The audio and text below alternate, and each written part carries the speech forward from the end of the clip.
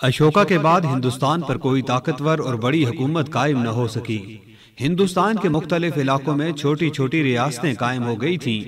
اسلام کی آمد کے بعد جنوبی ہندوستان میں مسلمانوں کی آمد کا سلسلہ شروع ہوا اور جنوبی ہند کے اکثر راجاؤں نے بھی اسلام قبول کر لیا تھا۔ سرندیپ کے نو مسلم راجا کے تعلقات خلافت اسلامیہ کے ساتھ نہایت ہی خوشگوار تھے۔ اس راجا نے اسلامی مرکز سے اپنے تعلقات کو اور زیادہ استوار کرنے کے لیے قیمتی تحائف سے بھرا ہوا 8 جہازوں کا ایک بیڑا مشرقی ممالک کے مسلمان وائسرائے حجاج بن یوسف کی خدمت میں روانہ کیا تھا۔ ان جہازوں میں قیمتی تحائف کے علاوہ سینکڑوں عازمین حج اور سرندیپ میں فوت ہو جانے والے عرب سوداگروں کی بیوہ عورتیں اور یتیم بچے بھی سوار تھے۔ جہازوں کا یہ بیڑا اچانک ایک طوفان میں پھنس گیا اور باد مخالف کے تھپیڑوں سے سندھ کی بندرگاہ دیبل سے جا لگا۔ اس زمانے میں راجہ دائر کا ایک گورنر دیبل میں رہتا تھا۔ جب اسے یہ معلوم ہوا کہ ان جہازوں میں مسلمان ہیں اور خلافت اسلامیہ کے لیے تحائف بھی ہیں تو اس نے ان جہازوں کو بڑی بے دردی کے ساتھ لوٹا اور مسلمان مردوں، عورتوں اور بچوں کو گرفتار کر کے جیل میں ڈال دیا۔ مشرقی ممالک اسلامی وائسرائے حجاج بن یوسف کو جب راجہ دائر کے گورنر کی اس ناشائستہ حرکت کا علم ہوا تو خلافت اسلامیہ کی جانب سے بذریعہ قاصد شدید احتجاج کیا گیا اور مطالبہ کیا گیا کہ مسلمان قیدیوں کو رہا کیا جائے اور لوٹا ہوا سامان واپس کر دیا جائے۔ لیکن راجہ دائر نے قاصد کو لاپرواہی کے ساتھ جواب دے دیا کہ جہازوں کے لوٹنے والے ہمارے قبضے کے نہیں ہیں، تم خود ان سے آ کر اپنے قیدی چھڑوا لو اور اپنا مال و اسباب واپس لے لو۔ راجہ دائر کا یہ ذلت آمیز اور مضحکہ انگیز جواب خلافت اسلامیہ کے لیے ایک ایسا کھلا چیلنج تھا جسے کوئی بھی خوددار حکومت گوارا نہیں کر سکتی تھی۔ چنانچہ حجاج بن یوسف کو سندھ کے راجہ دائر کی سرکوبی کے لیے خلیفہ ولید بن عبد الملک سے اجازت لینی پڑی۔ راجہ دائر کے ذلت آمیز جواب کے بعد حجاج بن یوسف نے عبداللہ اسلمی کو ایک مختصر سی فوج دے کر دیبل کی جانب روانہ کر دیا۔ عبداللہ اسلمی ابھی جنوبی بلوچستان ہی میں تھا کہ راجہ دائر کے بیٹے کیشب نے بلوچستان میں پیش قدمی کر کے اسلامی لشکر کو بری طرح شکست دے دی۔ اس جنگ میں عبداللہ اسلمی شہید ہو گئے۔ اس ناکامی کے بعد حجاج بن یوسف نے 4000 فوج بدیل مجالی کی سرکردگی میں دوبارہ دیبل پر حملہ کرنے کے لیے روانہ کی اور محمد ہارون حامل مکران کو بھی ہدایت کی کہ وہ بدیل مجالی کی ہر ممکن امداد کرے۔ لیکن راجہ دائر کے بیٹے جیسیہ نے، جس کی ہمت پچھلی فتح سے بڑھ گئی تھی، راستے میں ہی اسلامی فوجوں کو گھیر لیا۔ جیسیہ، جس کو کشف کے نام سے بھی جانا جاتا ہے، اس کے ساتھ بے اندازہ فوج اور جنگجو ہاتھیوں کا پورا غول تھا۔ دونوں لشکروں میں سخت جنگ ہوئی، لیکن اس جنگ میں بھی مسلمانوں کو ناکامی کا منہ دیکھنا پڑا۔ چنانچہ اسلامی لشکر کا بیشتر حصہ کام آ گیا اور اسلامی سپہ سالار بھی شہید ہو گیا۔ جب حجاج کو اس دوسری ناکامی کا علم ہوا تو اس کی آنکھیں کھلی اور اسے پتا چلا کہ سندھ کا راجہ مقابلے کی کافی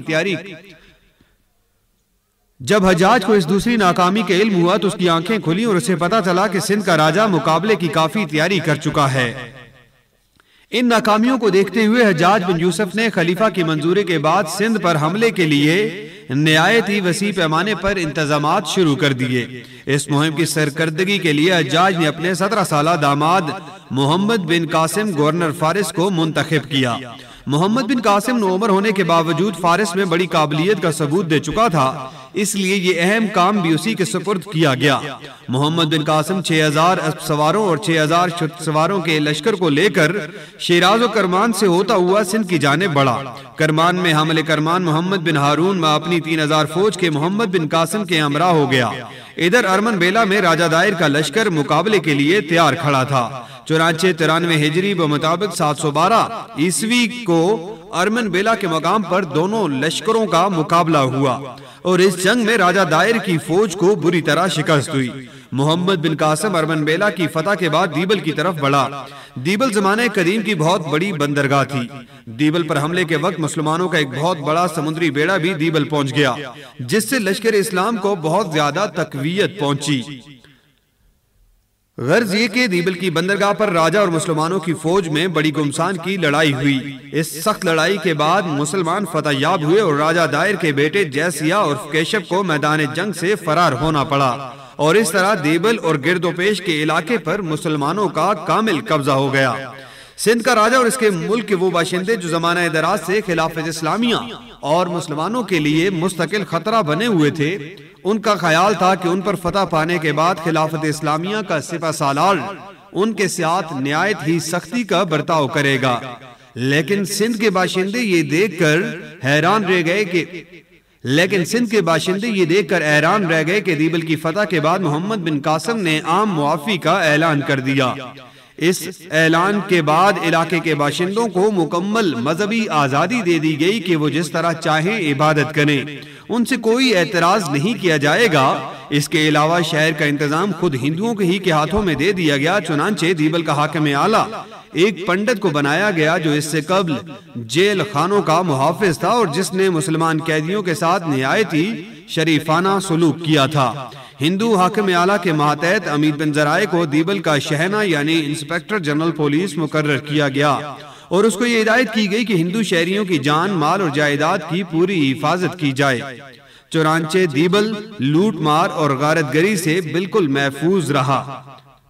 دیبل کی فتح اور انتظام سے فارغ ہونے کے بعد محمد بن قاسم بیرون کی طرف متوجہ ہوا، لیکن اس شہر کے عمراء نے پہلے ہی حجاج بن یوسف کے پاس اپنا ایلچی بھیج کر امان طلب کر لی تھی۔ ان عمراء نے شہر سے باہر آ کر محمد بن قاسم اور اس کی فوج کا نہایت ہی پرجوش خیر مقدم کیا اور بے اندازہ رسد اور تحائف اسلامی سپہ سالار کی خدمت میں پیش کیے۔ محمد بن قاسم بھی ان لوگوں کے ساتھ بڑی محبت اور اخلاق کے ساتھ پیش آیا۔ اس کے بعد محمد بن قاسم نے شہر بروج کی جانب رخ کیا۔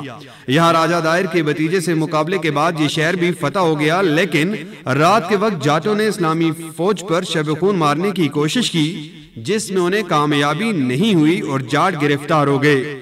جب ان جاٹوں کو محمد بن قاسم کی خدمت میں پیش کیا گیا تو محمد بن قاسم نے ان کو سزا دینے کی بجائے نصیحت کر کے رہا کر دیا۔ محمد بن قاسم کے اس رحم اور مروت کا یہ اثر ہوا کہ تمام جاٹ بخوشی مسلمان ہو گئے۔ اس مہم سے فارغ ہونے کے بعد محمد بن قاسم نے سیوستان کی جانب رخ کیا، جہاں کا حاکم راجہ دائر کا بھتیجا بجے رائے تھا۔ باشندگان شہر نے متفقہ طور پر بجے رائے سے مطالبہ کیا کہ چونکہ مسلمان کھلے دل کے ساتھ امان دے رہے ہیں اس لیے ان سے لڑنا بے عقلی ہے، مگر بجے رائے نہ مانا اور مسلمانوں سے لڑ بیٹھا۔ آخر ایک رات کو وہ میدان جنگ سے فرار ہو گیا۔ سیوستان کے غیر مسلم باشندے جو پہلے ہی سے مسلمانوں سے صلح کے حق میں تھے، انہوں نے محمد بن قاسم کا نہایت ہی پرتپاک طریقے سے خیر مقدم کیا، جس کے جواب میں پنڈتوں کو خوب انعام و کرام دیا گیا اور ان کو ملک کے بڑے بڑے انتظامی عہدے عطا کیے گئے۔ سیوستان کی فتح کے بعد محمد بن قاسم کی فوجیں بدیا کی جانب بڑھی۔ بدیا کا حاکم کاکا جو بڑا سیاستدان تھا، اس نے لڑے بغیر اپنے آپ کو اسلامی سپہ سالار کے سامنے پیش کر دیا۔ محمد بن قاسم نے جواباً اسے اپنے لشکر میں اہم عہدہ دیا۔ کاکا نے محمد بن قاسم کے حسن سلوک سے متاثر ہو کر نہ صرف خود اسلام قبول کر لیا بلکہ اس کی تحریک پر اس کی فوج کے بے شمار جاٹ بھی ہلکا بگوش اسلام ہو گئے۔ محمد بن قاسم دریائے سندھ کے مغربی کنارے کے تمام اہم شہروں کو فتح کرتا ہوا اور ہندو رعایا کو نوازتا ہوا شمال کی جانب دور تک بڑھ گیا، جہاں اس نے بجے رائے سے شدید مقابلے کے بعد قلعہ سیسم پر قبضہ جما لیا۔ اس کے بعد جنوب کی جانب بمقام بیرون واپس ہوا تاکہ مفتوحہ علاقوں کے انتظامات کو مکمل کر سکے۔ انتظامات سے فارغ ہونے کے بعد محمد بن قاسم راجہ دائر سے اس کی شورش پسندی کا انتقام لینے کے لیے جنوب کی جانب بڑھا، جہاں دریا کے کنارے اسے ہندو سپہ سالار موقع سے مقابلہ کرنا پڑا۔ اس معرکے میں مسلمانوں کو فتح حاصل ہوئی اور موقع ماتیس ہندو سرداروں کے محمد بن قاسم کے پاس چلا آیا۔ محمد بن قاسم نے حسب عادت موقع کی خوب مدارت کی اور جس حصے پر وہ حاکم تھا اس کی سند حکومت موقع کو لکھ کر دے دی۔ اس کے علاوہ خلعت فاخرہ اور بے حد مال و دولت موقع کو عطا کیا۔ دیبل کی فتح کے بعد محمد بن قاسم نے دیبل کا انتظام ایک ہندو پنڈت کے سپرد کر دیا تھا۔ یہ پنڈت مسلمانوں کے حسن سلوک سے اس قدر متاثر ہوا کہ اس نے محمد بن قاسم کے ہاتھ پر اسلام قبول کر لیا۔ اسلام قبول کرنے کے بعد اس پنڈت کو مولانا اسلامی کا خطاب عطا کیا گیا اور اس کو سفیر بنا کر راجہ دائر کی طرف روانہ کیا گیا اور راجہ دائر کو پیغام دیا گیا کہ یا تو راجہ مسلمانوں کی اطاعت قبول کر لے ورنہ اسلامی لشکر سے مقابلے کے لیے تیار ہو جائے۔ راجہ دائر اس موقع پر بجائے اس کے کہ تدبر سے کام لیتا، وہ مولانا اسلامی کے ساتھ نہایت سختی کے ساتھ پیش آیا اور اس نے محمد بن قاسم سے کہلوا بھیجا کہ ہم اطاعت کے مقابلے میں جنگ کو ترجیح دیتے ہیں اور لڑائی کے لیے بالکل تیار ہیں۔ اس جواب کے بعد ایک طرف راجہ دائر نے دریائے سندھ پر ایک بہت بڑی فوج بھیج دی اور دوسری جانب نہایت وسیع پیمانے پر اس قسم کے انتظامات کیے کہ محمد بن قاسم دریائے سندھ کو عبور نہ کر سکے۔ اس کے علاوہ راجہ دائر کی فوج نے سیستان پر حملہ کر کے اسے مسلمانوں کے قبضے سے نکال لیا، لیکن مسلمانوں نے جلد ہی اسے واپس لے لیا۔ غرض یہ کہ راجہ دائر کی فوج اور اسلامی لشکر میں باقاعدہ جنگ چھڑ گئی۔ راجہ دائر اور اس کے سپہ سالاروں کا مقصد یہ تھا کہ وہ محمد بن قاسم کو دریائے سندھ کے پار ہی جنگ میں مصروف رکھیں تاکہ اسلامی فوجیں دریائے سندھ پار نہ کر سکیں، لیکن محمد بن قاسم نے ماہرین جنگ کی مدد سے بڑی تیزی کے ساتھ کشتیوں کا ایک ایسا پل بنا لیا جس سے کہ اسلامی فوج بڑی تیزی کے ساتھ دریائے سندھ کے اس پار پہنچنی شروع ہو گئی۔ اسلامی لشکر کا دریائے سندھ کے اس پار پہنچنا تھا کہ راجہ دائر کے بیٹے جیسیہ کی فوج جو دریا کے اس پار پڑی تھی گھبرا گئی اور ایک بگدڑ سی مچ گئی۔ اس طرح راجہ دائر کو پہلے ہی بڑے معرکے میں شکست ہو گئی۔ اس شکست کے بعد راجہ دائر نے مسلمانوں کے مقابلے کے لیے اپنے مسلم دوست محمد الافی اور اس کی فوج کو بصورت مقدمۃ الجیش روانہ کیا، مگر محمد الافی کو بھی شکست کا منہ دیکھنا پڑا۔ اب اسلامی لشکر آگے بڑھنے کے بعد جیوار میں مقیم ہوا۔ سامنے ہی راجہ دائر اپنے لشکر کو لیے خیمہ زن تھا۔ راجہ دائر کی فوج میں 25-30 ہزار زرپوش سپاہی، 10,000 نیزہ بردار اور 60 جنگی ہاتھی تھے، اور اسلامی لشکر جس کی کل تعداد 15,000 تھی اس نے آگے بڑھ کر ایک ہنگامہ برپا کر دیا۔ راجہ دائر اور اس کی فوج نے بھی بڑی ہمت اور مردانگی کے ساتھ مقابلہ کیا۔ 2 دن تک دونوں لشکروں میں زبردست معرکہ جاری رہا۔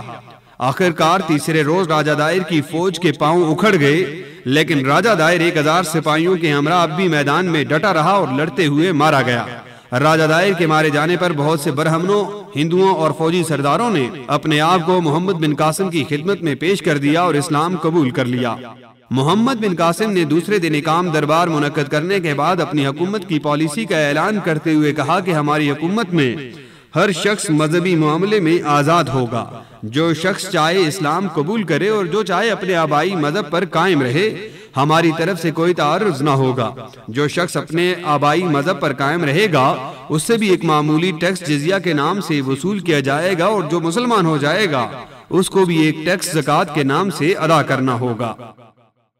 اس طریقے کے ساتھ محمد بن قاسم نے راجہ دائر کو ہرا کر سندھ پر مسلمانوں کا قبضہ مستحکم بنا دیا۔ 95 ہجری بمطابق 716 میں جب محمد بن قاسم سندھ کے بعد ملتان کی فتح سے فارغ ہوا تھا، اسے یہ دل خراش خبر ملی کہ اس کا خسر یعنی ممالک شرقیہ کا وائسرائے حجاج بن یوسف فوت ہو گیا ہے۔ حجاج بن یوسف خلیفہ ولید بن عبد الملک کا دستراز تھا۔ حجاج کے مرنے کے بعد خلیفہ کے حوصلے پست ہو گئے، چنانچہ اس نے ممالک شرقیہ کے تمام گورنروں کے نام احکامات بھیج دیے تھے کہ اب تم اپنی فتوحات اور پیش قدمیوں کو روک دو۔ یہ حکم ملنے کے بعد محمد بن قاسم نے اپنی تمام پیش قدمیاں روک دی۔ حالانکہ فتح سندھ کے بعد محمد بن قاسم کا یہ پروگرام تھا کہ وہ کشمیر، کنوج اور مشرقی ہندوستان کی طرف اپنی توجہ مبذول کرے۔ حجاج بن یوسف کی موت کے 7 مہینے بعد 96 ہجری بمطابق 717 میں نیا حادثہ یہ پیش آیا کہ خلیفہ ولید بن عبد الملک بھی فوت ہو گیا اور خلیفہ کا بھائی سلیمان عبد الملک تخت نشین ہو گیا۔ سلیمان عبد الملک حجاج بن یوسف، محمد بن قاسم، قتیبہ بن مسلمہ اور ان تمام سپہ سالاروں اور گورنروں کا شدید مخالف تھا جن کو خلیفہ ولید بن عبد الملک کے دور میں عروج حاصل تھا، اور اس مخالفت کی وجہ یہ تھی خلیفہ ولید اپنے بھائی سلیمان کی بجائے اپنے بیٹے کو ولی عہد بنانے کے لیے کوشش کر رہا تھا، اور یہ تمام سپہ سالار اور گورنر ولید کے اس فعل کے حق میں تھے۔ چنانچہ سلیمان نے تخت پر بیٹھتے ہی اپنے مخالفین سے انتقام لینا شروع کر دیا، اور اسی انتقام کا یہ افسوسناک نتیجہ تھا کہ سلیمان نے قتیبہ بن مسلمہ اور محمد بن قاسم کو پہلے تو ان کے عہدوں سے معزول کیا اور اس کے بعد ان دونوں کو واپس بلا کر قتل کرا دیا۔ گویا ولید اور سلیمان کی ذاتی عداوت نے خلافت اسلامیہ کو ایسے لائق سپہ سالاروں اور گورنروں سے محروم کر دیا جو اگر زندہ اور برقرار رہتے تو نہ صرف چین اور ہندوستان بلکہ تمام مشرقی ممالک میں اسلامی حکومتیں قائم ہو جاتی۔